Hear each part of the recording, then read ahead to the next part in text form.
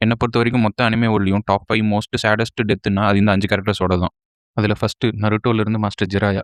Jiraiya என்னதான் வெளியில பார்க்கறதுக்கு எப்பவுமே சிரிச்சுட்டு சந்தோஷமா இருந்தாலும், உள்ளுக்குள்ள ஜிராயாவோட வாழ்க்கை ரொம்ப சோகமா இருக்கும். சின்ன வயசுலேருந்து ஜிராயா ஆசைப்பட்டது எதுவுமே நடந்திருக்காது. தான் ஸ்டூடண்ட் கையில கடைசியில சாகும்போது கூட, தான் இந்த உலகத்துல பெருசா எதுவுமே சாதிக்கல. நான் நெனச்சது எதுவுமே நடக்கலன்னு நெனச்சாலும், அவரோட ஒரே ஒரு நம்பிக்கை, தன்னோட ஸ்டூடண்ட் நருட்டோ வந்து என்னைக்காவது இந்த ஷினோபி வேர்ல்ட்ல ஒரு பெரிய மாற்றத்த கொண்டு வருவான், பெருசா சாதிப்பான் அப்படிங்கிற ஒரு நம்பிக்கையோட தான் ஜிராயா இறந்திருப்பாரு. மொத்த நருட்டோ ஸ்டோரியில ஜிராயாவோட டெத் கண்டிப்பா ரொம்பவே சோகமான ஒரு death. Second character Rengoku from Demon Slayer. எனக்கு தெரிஞ்சு டீமன் ஸ்லேயர்ல ரொம்ப ஒரு நல்ல பெர்சன், ஒரு கைண்டான பெர்சன்னா கண்டிப்பா ரெங்குகு தான். ரெங்குகோட அம்மா சின்ன வயசுல அவன்கிட்ட சொன்ன ஒரு விஷயம், "நீ எதுக்கு இவ்ளோ ஸ்ட்ராங்கா இருக்கேன்னு உனக்கு தெரியுமா? ஏன்னா நெறைய கஷ்டப்படுற மக்கள நீ என்னைக்குமே காப்பாத்தணும். அவங்கள நீ புரொடெக்ட் பண்ணணும் எல்லா விஷயத்துல இருந்தும்" அப்படின்னு சொல்லியிருப்பாங்க. இதுக்காக தான் ரெங்குகு எப்பவுமே எல்லா மக்களையும் காப்பாத்தணும், எல்லாத்துக்கும் நல்லது பண்ணணும்னு நெனச்சுட்டு இருப்பான். ரெங்குகு கடைசியா சாகும்போது கூட தன்னோட இறந்த அம்மாவ நெனச்சு, "அம்மா எல்லாமே நான் சரியா தான் பண்ணியிருக்கேனா?" அப்படின்னு கேட்டுட்டு தான் சாவான்.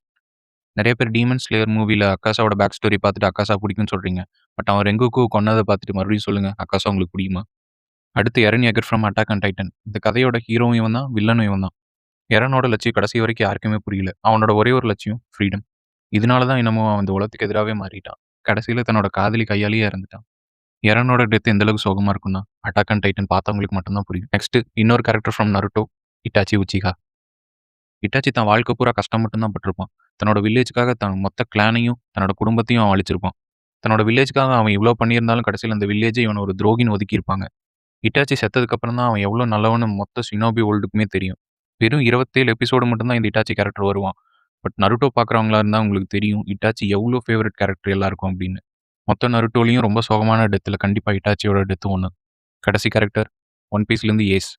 ஒரு மெயின் கேரக்டரா இருக்க எல்லா தகுதியும் இருக்க ஒரு சைட் கேரக்டர். ஏஸ் வந்து லூஃபி அண்ட் சாபோவோட பிரதர். ஒயிட் பியர்ட் பைரட்டோட 2ண்ட் டிவிஷன் கமாண்டர். மெரைன் ஃபோர்ல ஏஸ காப்பாத்த லூஃபி, ஒயிட் பியர்ட் அதுக்கப்புறம் அவங்க பைரட்ஸ் அவ்ளோ கஷ்டப்பட்டுருப்பாங்க. கடைசியில லூஃபி கண்ணு முன்னாடியே ஏஸ் செத்துருப்பான். எனக்கு தெரிஞ்சு ஒன் பீஸ்ல ஒன் ஆஃப் த சேடஸ்ட் டெத்துனா ஏஸோடது கண்டிப்பா இருக்கும்.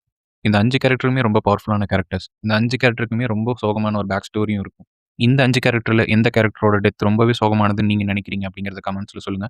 இல்ல வேற எந்த அனிமே கேரக்டரோட டெத் ரொம்ப சோகமானதுன்னு நீங்க நினைக்கிறீங்கிறதையும் கமெண்ட்ஸ்ல சொல்லுங்க. இந்த வீடியோ புடிச்சிருந்தா லைக் அண்ட் ஃபாலோ பண்ணிக்கங்க. பை.